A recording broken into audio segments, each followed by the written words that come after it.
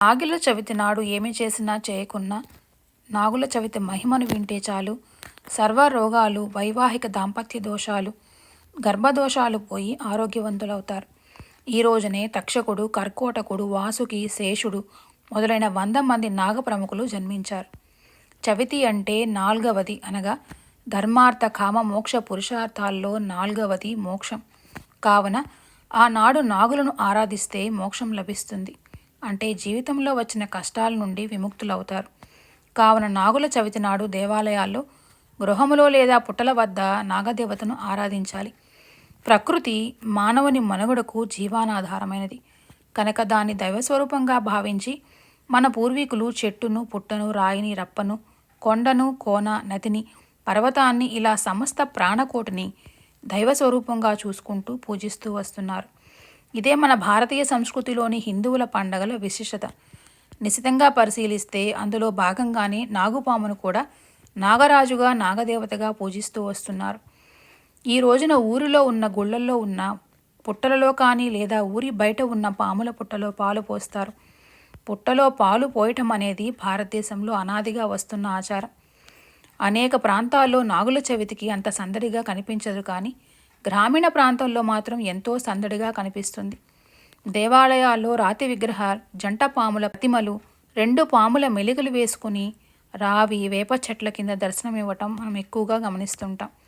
చవితి నాడు సర్పాలను పూజిస్తే సర్వరోగాలు, వైవాహిక దాంపత్య దోషాలు, గర్భదోషాలు పోయి ఆరోగ్యవంతులవుతారని భక్తుల విశ్వాసంతో పూజిస్తారు.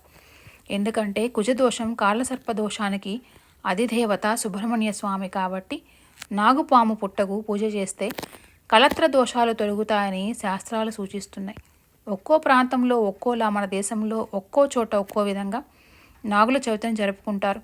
కొన్ని ప్రాంతాల వారు దీపావళి అమావాస్య తర్వాత వచ్చే కార్తీక శుద్ధ చతుర్థిని నాగుల చవితి పండుగగా జరుపుకుంటారు. కొందరు శ్రావణ శుద్ధ చతుర్థి నాడు జరుపుకుంటారు. ఇవి రైతులకు కూడా ఎంతో మేలును చేకూరుస్తాయి. ఈ పాములు భూమి అంతర్భాగమందు నివసిస్తూ భూసారాన్ని కాపాడే ప్రాణులుగా, సమస్త జీవకోటికి నీటిని ప్రసాదించే దేవతలుగా తలచేవారు. ఇవి పంటలను నాశనం చేసే క్రిమికీటకాదులను తింటూ పరోక్షంగా రైతుకు పంట నష్టం కలగకుండా చేస్తాయి. అలా ప్రకృతి పరంగా అవి మనకు ఎంతో సహాయపడుతూ ఉంటాయి. భారతీయ సనాతన సంప్రదాయాల్లో జంతు పూజ ఒకటి. ఈశ్వర అంశ ప్రతి ప్రాణిలోనూ వ్యాపించి ఉన్నదని ఉపనిషత్ ప్రబోధం. ప్రకృతి పరిరక్షణకు తోడ్పడే సద్భావనది. వేదంలో నాగపూజ కనిపించకున్నా సంహితల్లో, బ్రాహ్మణాల్లో ఆ ప్రసక్తి వస్తుంది. పురాణ ఇతిహాసాల్లో గాథల్లో సర్పాలు వివిధ సందర్భాల్లో ప్రత్యక్షమవుతాయి. ఈ రోజునే తక్షకుడు, కర్కోటకుడు, వాసుకి, శేషుడు మొదలైన 100 మంది నాగప్రముఖులు జన్మించారని పురాణ కథనం. భూలోకానికి కింద ఉన్న అతల, వితల, సుతల, తలాతల, రసాతల, మహాతల, పాతాళ లోకాల్లో వివిధ జీవరాశులు నివసిస్తాయి. వాటిలో 5 రసాతల లోకాల్లో రాక్షసులు నివసిస్తారు. చివరిదైన పాతాళ లోకంలో నాగులు ఉంటాయి. నాగ ప్రముఖులందరూ అక్కడ ఉంటారు. ఈ రోజున నాగులకు ఆహారం అందచేస్తే నాగదోషం సహా మొదలైన దోషాలు తొలగిపోతాయి. కద్రువ నాగమాత, మహావిష్ణువుకు శయ్యగా అమరిన ప్రాణి ఆదిశేషువు. సర్పం పరమశివుడి కంఠాన మనోహర ఆభరణం. సూర్య భగవాని రథానికి సర్పమే పగ్గం. అదే ఆకాశం మధ్య వెలిసిన కుజగ్రహానికి కుదురు. భైరవుడి భుజంపై వేలాడే యజ్ఞోపవీతం సర్పమే. శనిదేవుడి చేతిలోని ఆయుధము అదే. సర్పమే మందర పర్వతానికి కవ్వపు తాడుగా మారింది. దేవతలకు, రాక్షసులకు సముద్ర మథన సమయంలో సహాయకారిగా ఉపయోగపడింది. దంపతులకు సంతానం కలగకపోవటానికి ప్రాచీన, ఆధునిక వైద్యశాస్త్రాలు పలు రకాలుగా చెప్తాయి. సర్పదోషమే కారణమని భావించిన వారు రామేశ్వరం వెళ్ళి నాగప్రతిష్ఠ చేయటం ఆచారం. అక్కడికి వెళ్ళలేని వారు తమ గ్రామ దేవాలయ ప్రాంగణంలోనే సర్ప విగ్రహాల్ని ప్రతిష్ఠించే పద్ధతి ఉంది. మన ప్రాచీన దేవాలయాల చుట్టూ శిథిలమైన నాగ విగ్రహాలు ఇప్పటికీ దర్శనమిస్తుంటాయి. వర్షాకాలంలో పాములు పుట్టల్లోంచి బయటకు వచ్చి సంచరిస్తాయి. అందుకే శ్రావణ మాసంలో సైతం నాగపంచమి వేరుతో పండగ చేసుకుంటారు. పుట్ట వల్ల భూమిలో తేమ పెరుగుతుంది. పంటలకు ఇది ఎంతో అవసరం. పంటలకు మూలం పాములే కాబట్టి రైతులకు వాటిని దేవతలుగా భావిస్తుంటారు. పంటలు ఏపుగా పెరిగే కాలంలో కార్తీక శుద్ధ చవితి నాడు మనం నాగుల చవితిని పర్వదినంగా ఆచరిస్తున్నాం. పాములకు ప్రాణాధానం చేసిన ఆస్తికుడి కథ భారతంలో ఉంది. ఇతడు జరత్కారువు అనే నాగజాతి స్త్రీకి జన్మిస్తాడు. జనకుడి పేరు జరత్కారుడు. చిన్నతంలోనే సకల విద్యలు నేర్చుకున్న ఆస్తికుడు గొప్ప జ్ఞాని అవుతాడు. పరీక్షిత్తు పాము కాట వల్ల మరణిస్తాడు. ఇందుకు ఆగ్రహించిన అతని పుత్రుడు జనమేజయుడు సర్పజాతి నాశనం కావాలని సర్పయాగం ప్రారంభిస్తాడు. ఎక్కడికెక్కడి నుంచో పాములు వచ్చి యాగాగ్నిలో పడి మాడిపోతూ ఉంటాయి. మిగిలిన సర్పాలు తమకు రక్షణ కల్పించాలని జగత్కారును ప్రార్థిస్తాయి. రాజును ఒప్పించి సర్పయాగం ఆపించాలని ఆమె తన కుమారుడు ఆస్తికుణ్ణి కోరుతుంది. అతడు జనమేజయుడి వద్దకు వెళ్తాడు. అతడి విద్యా నైపుణ్యాన్ని చూసిన జనమేజయుడు సత్కరించడానికి సిద్ధపడతాడు. సర్పహింస మంచిది కాదు, నీవు ఈ యాగం మాని వాటిని రక్షిస్తే చాలు, అదే నాకు పెద్ద సత్కారం అంటాడు ఆస్తికుడు. జనమేజయుడు అందుకు అంగీకరించి సర్పయాగాన్ని విరమిస్తాడు. నాగుల చవితి నాడు ఈ కథ వింటే నాగదోషాల నుంచి విముక్తి కలుగుతుందని పలువురి నమ్మకం. పంట పొలాలకు శత్రువులు ఎలుకలు, వాటిని నిర్మూలించేవే పాములు. అవి క్రమంగా కనుమరుగైపోతే మానవాళి మనుగడకే ప్రమాదం. నాడు ఆస్తికుడు వంటి విజ్ఞాని ప్రబోధం వల్ల జనమేజయుడు ప్రభావితుడయ్యాడు. అదే ఉద్బోధతో మన కర్తవ్యాన్ని గుర్తు చేస్తుంది నాగుల చవితి పండగ.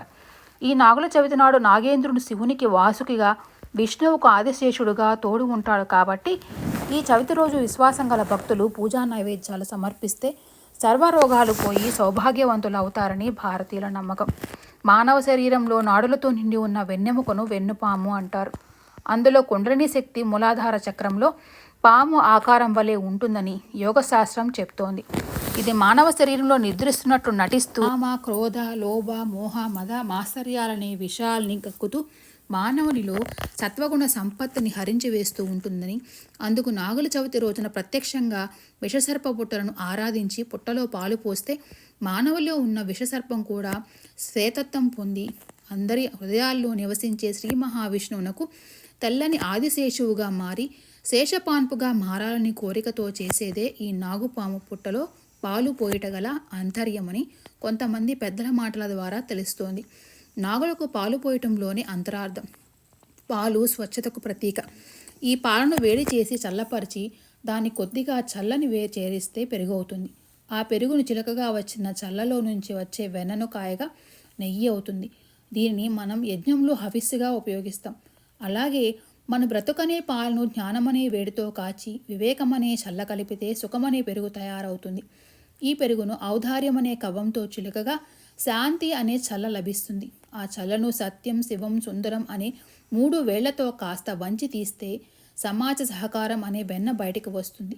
ఆ వెన్నకు భగవంతుని ఆరాధన అనే జ్ఞానాన్ని జోడిస్తే త్యాగము, యోగము, భోగం అనే 3 రకముల నెయ్యి ఆవిర్భవిస్తుంది. ఇదే సకల వేదాల సారం, సకల జీవన సారమైన పాలను జీవనమునకు ప్రతీక అని నాగులకు అర్పించడంలోని అంతరార్థం. దేవ చక్షుషా భుంజాన భక్తానాం పాలయంతి అనేది ప్రమాణ వాక్యం. అనగా దేవతలు ప్రసాదాన్ని చూపులతోనే ఆరగిస్తారని అర్థం. పాములు పాలు తాగగానే అపోహతో పాలు పోయడం మానకుండా కొద్దిగా పాలను బుట్టలో పోసి మిగిలిన పాలను నైవేద్యంగా స్వీకరించాలి. నాగుల చవితి మంత్రం పాములకు చేసే ఏదైనా పూజ, నైవేద్యం నాగదేవతలకు చేరుతుందని నమ్ముతారు. అందువల్ల ఈరోజు ప్రజల పాములను ఆరాధిస్తారు. అనేక సర్పదేవతలు ఉన్నప్పటికీ 12 మందిని మాత్రం నాగుల చవితి పూజా సమయంలో కొలుస్తారు. అంతేకాకుండా పాముకు పాలను సమర్పిస్తూ ఉంటారు. చవితి నాడు సర్పాలను పూజిస్తే కుజదోషం, కాలసర్ప దోషానికి అధిదేవుడు సుబ్రహ్మణ్య స్వామి కాబట్టి నాగుపాము పుట్టకు పూజ చేస్తే కలత్ర దోషాలు తొలుగుతాయని శాస్త్రాలు చెప్తున్నాయి. అనంత, వాసుకి, శేష, పద్మ, కంబాల, కర్కోటకం, అశ్వతార, ధృతరాష్ట్ర, శంఖపాల, కలియ, తక్షక, పింగళ ఈ ప్రపంచంలో పాములు ఆకాశం, స్వర్గం, సూర్యకిరణాలు, సరస్సులు, బావులు, చెరువులు నివసిస్తున్నాయి. ఈరోజు ఈ సర్పాలను పూజించి ఆశీర్వాదాలు పొందుతారు. పాము పుట్టలో పాలు పోసినప్పుడు ఇలా చెప్పాలి మరియు పిల్లల చేత ఇలా చెప్పించాలి. నడుము నొక్కితే నావాడు అనుకో, పడగ తొక్కితే పగవాడు కాదు అనుకో, తోక తొక్కితే తోటివాడు అనుకో, నా కంట నువ్వు పడకు, నీ కంట నేను పడకుండా చూడు తండ్రి అని చెప్పాలి. ప్రకృతిని పూజించడం మన భారతీయుల సంస్కృతి. మన విషసర్పమును కూడా పూజించి మన శత్రువును కూడా ఆదరిస్తాం అని అర్థం. పిల్లల చేత ఇవి చెప్పించడం ఎందుకంటే వారికి మంచి అలవాట్లు నేర్పించడం అనే ముఖ్య ఉద్దేశం. మనల్ని ఇబ్బంది పెట్టిన వారిని, కష్టపెట్టే వారిని క్షమించాలి అని తెలుపుట, ఇలాంటివి నేర్పుట ఉద్దేశం. నాగుల చవితి రోజు పుట్టలో పాలు పోసిన తర్వాత బియ్యం, రవ్వ లేదా పిండిని చుట్టూ చల్లుతారు. ఎందుకంటే మన చుట్టూ ఉండే చిన్న చిన్న జీవులకు ఆహారం పెట్టడం అన్నమాట. ఉదాహరణకు చీమలకు ఆహారం పెడుతున్నాం, పుట్ట నుండి మట్టి తీసుకుని ఆ మనును చెవులకు పెడతారు, ఎందుకంటే చెవికి సంబంధించిన ఇబ్బందులు రాకూడదని.